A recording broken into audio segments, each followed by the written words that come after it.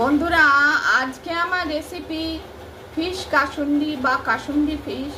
প্রথমে সর্ষের তেলে নুন হলুদ মাখানো মাছগুলো প্রথমে মিডিয়াম ফ্লেমে ভেজে নিলাম।